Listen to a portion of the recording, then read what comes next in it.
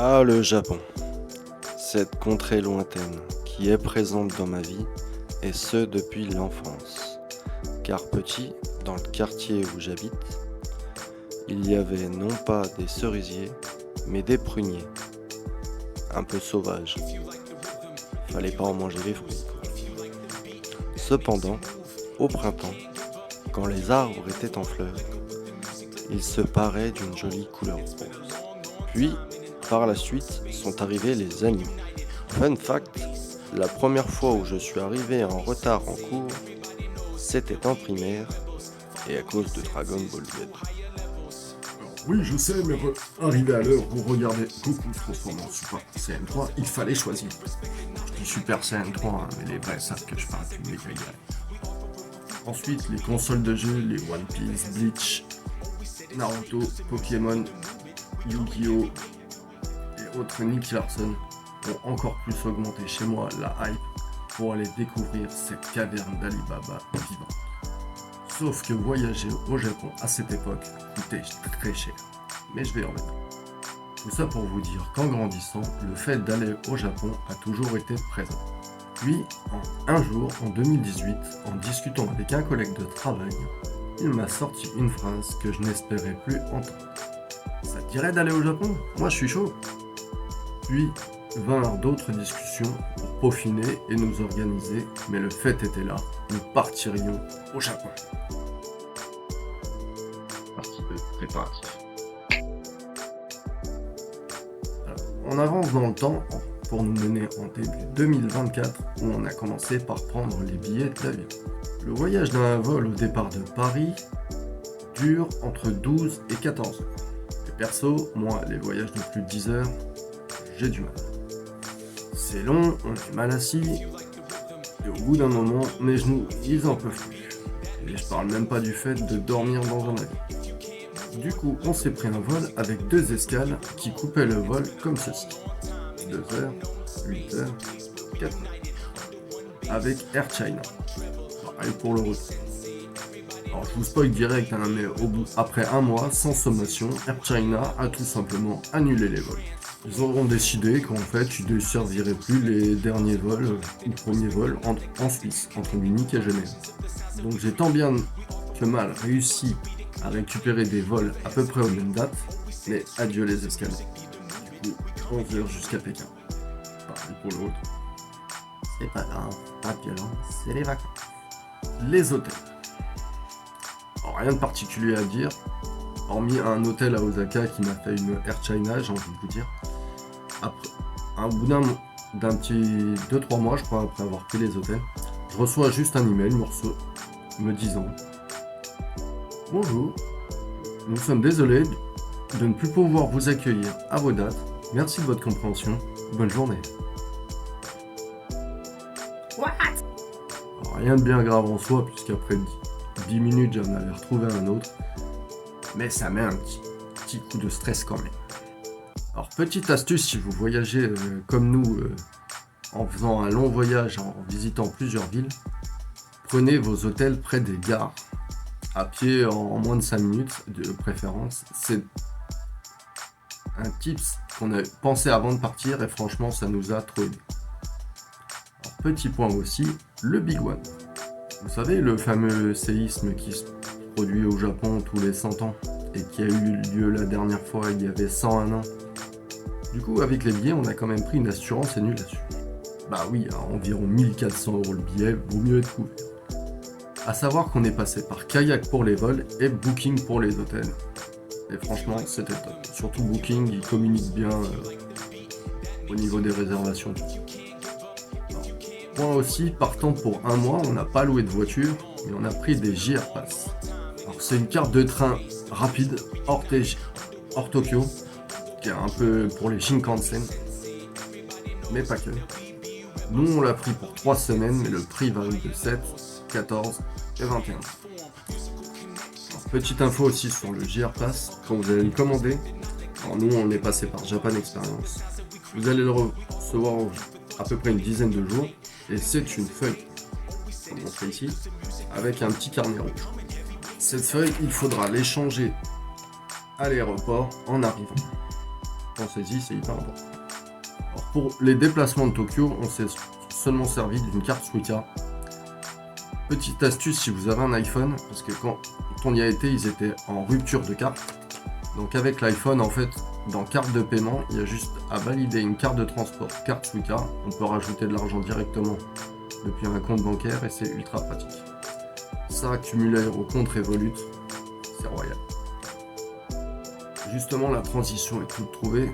Pour les paiements bancaires, je vous déconseille d'utiliser votre carte bancaire française, mais d'utiliser une carte bancaire internationale, alors Revolut ou N26 ou autre si vous en connaissez. Mais c'est ultra pratique et ultra rapide. Ainsi que pour internet, je vous conseille de plus penser à Ubigi ou Sally qui sont des eSIM électroniques. Directement, il n'y a pas de carte physique plutôt.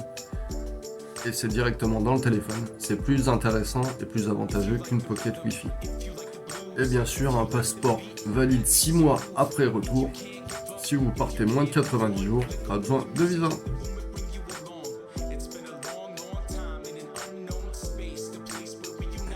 Alors, pour la valise, c'est très simple, tout dépend de la saison et de la durée de votre voyage, évidemment. Car le Japon a des climats très variés. Je conseille quand même de laisser une place pour les souvenirs, on sait jamais, car vous allez en acheter. Et si vous partez avec des médicaments, pensez à faire traduire votre ordonnance en anglais. C'est nettement plus pratique et nettement plus compréhensible. Ah, et petit tips personnel, si vous passez par la Chine, ne laissez pas de batterie externe dans votre valise en soute. Sinon, c'est interdit. Partie 3. Le départ. Donc, l'avant-départ, hormis un changement de vol et une annulation d'un hôtel, ça s'est bien passé. Ce qui nous amène au mois d'août, aéroport de Genève, fin prêt. On arrive un peu en avance, et après l'enregistrement des bagages, la récupération du billet, on mange un bout, on prend un café, on passe les douanes, et tout allait bien. Jusqu'à l'entrée dans l'avion. Partie 4. Le vol. Alors je suis un peu méchant, car l'accueil est bon. On prend nos places, mais on sent très vite que ça va être compliqué. Les écrans qui ne fonctionnent pas, et en plus, une fois réparés, Air China oblige, tous les films sont en chinois ou en anglais. Et les musiques sont surprenantes, aussi bien en bas qu'en haut. Nourriture d'avion, pas mauvais, mais pas ouf. Au bout du compte, arrive l'escale à Pékin. Et ayant eu la même à l'aller et au retour, je vous la ferai courte. Je ne la ferai qu'une fois et en étant rapide, vu que je qualifierai l'aéroport de Pékin pire aéroport du monde. Vol, séquestration, aéroport vide, magasin fermé, personnel non aimable. Plus jamais. Et à 2 horaires différents en plus, à 10h et à 18h. Même constat. Autant à l'aller, 2 heures d'escale, ça va, on a le temps de découvrir.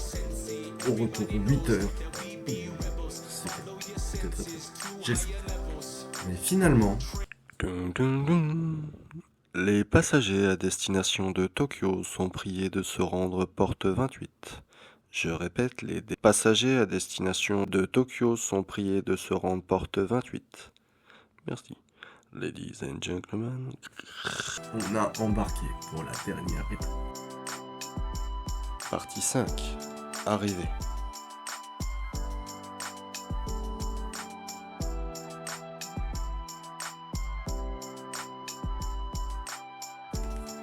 On est arrivé à 13h, heure locale, à l'aéroport de Narita, au Japon, dans un très bon accueil.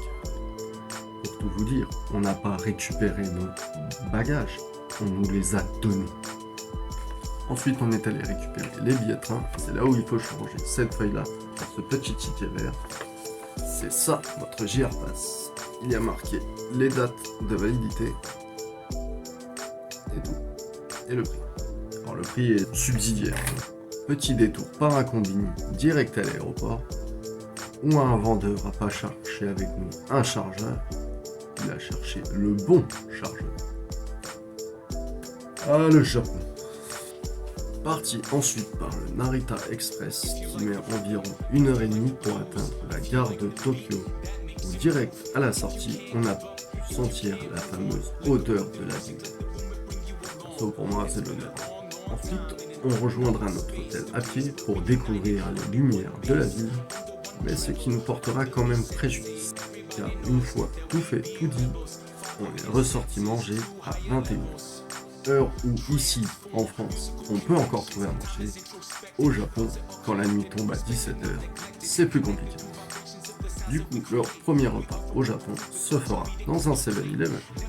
Le repas et des bières pour quand même célébrer notre arrivée. On retourne à l'hôtel, en taxi cette fois. Alors, notre hôtel, le Toyoko Inn, se trouve à côté d'une rivière, où on décide de se poser pour manger.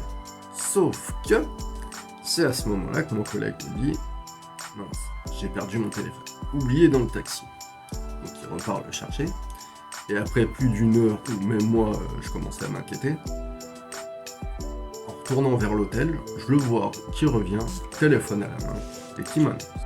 En 1, il est retourné à la gare où on avait pris le taxi. En 2, il a commencé à fouiller des taxis. En 3, un gars qu'il a vu faire lui a demandé poliment « Mais qu'est-ce que tu fais, frère ?» En 4, il lui explique et le gars lui dit d'aller voir au Koban, un genre de petit commissariat municipal. Pas exactement, mais ça revient. En 5, mon pote Siran explique à des policiers, il essaie de se faire comprendre, et là, les policiers comprennent et vont même jusqu'à appeler des compagnies de taxi pour lui retrouver son téléphone. En 6, il l'a retrouvé, et il est du coup rentré à l'hôtel avec le taxi. Donc tout est bien qui finit bien pour lui. Car en ce qui me concerne, je vais apprendre à mes dépens qu'il y a vraiment plusieurs Japons.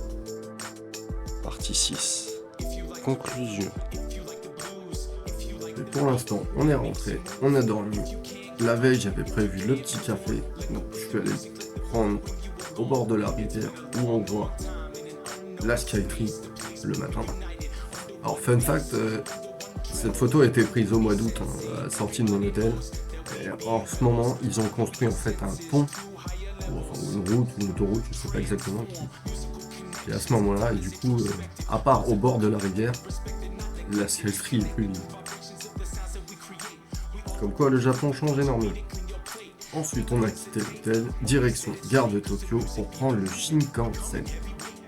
Vous vous rappelez du JR-Pass ? Eh bien attention, grosse précision sur le JR-Pass. Donc comme je vous l'ai dit tout à l'heure, le JR-Pass c'est ceci. C'est un petit ticket vert, marqué Japan Rail Pass, et les dates de validité.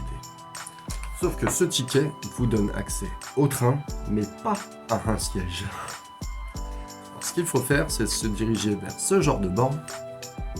Dans les gares, c'est facile, c'est en vert. Les bornes sont traductibles, soit en français, soit en anglais, il me semble. Mais même en anglais, c'est compréhensible. Vous introduisez votre JR-Pass, vous sélectionnez votre lieu de départ, votre lieu d'arrivée, je crois même le wagon dans lequel vous voulez être, et surtout le siège. La plupart du temps, any wagon, any seat. Ça veut dire peu importe le wagon, peu importe le siège, du moment où vous ayez une place.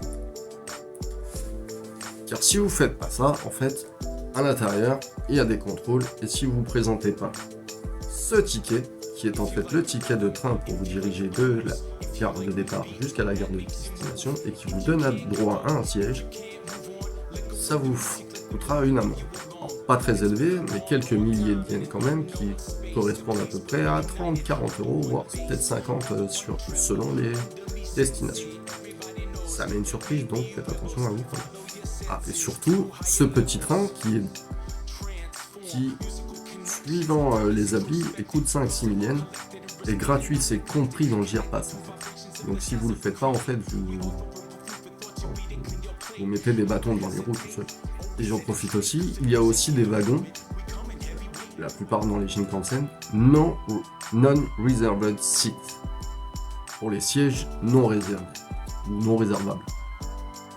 Tout le monde peut les prendre. Mais sauf que la plupart des gens ne réservent pas leur siège. Donc la plupart de ces sièges non réservables, ils sont tous pris. Donc si vous en avez plus, vous allez risquer de passer le voyage en train debout. Et le voyage Tokyo-Sapporo, ça met 8 heures. pour 6 rien que pour se déplacer juste sur lui, à Hakodate, qui est la première ville d'Hokkaido. Et oui, car au final, le prix. Alors, comme je vous l'ai dit, les vols, on en a eu pour 1400 € à peu près, mais plus l'assurance annulation. Ça va à peu près 2800. Pour les hôtels, on était à 1524 par personne. Mais bon, on a réservé une quinzaine d'hôtels du fait d'une ville. Les JR Pass, donc, comme je vous ai dit, pour 3 semaines, on l'a eu à 670 € sur Japan Experience. Alors, Last Week est gratuite, donc, mais le forfait de téléphone pour Internet, moi, j'avais pris un mois avec Ubigi, ça m'a pris 50 €. Pour 50 gigas, je sais. D'autres, au total, comptant tout ça, sans compter donc la bouffe, ni les transports, taxis et autres bus, on en est déjà à 3800 €. Et voilà, on arrive déjà à la fin de cette première vidéo. Merci de l'avoir regardé jusqu'au bout. Autre astuce, n'oubliez pas que quelques mots japonais comme arigato, sumimasen peuvent être très utiles. Alors, je m'excuse du peu de photos pour l'instant dans les vidéos, et vous aurez même la réponse dans la prochaine vidéo. Donc moi je vous dis à dans 15 jours pour une nouvelle destination dans ce road trip au Japon. Bye!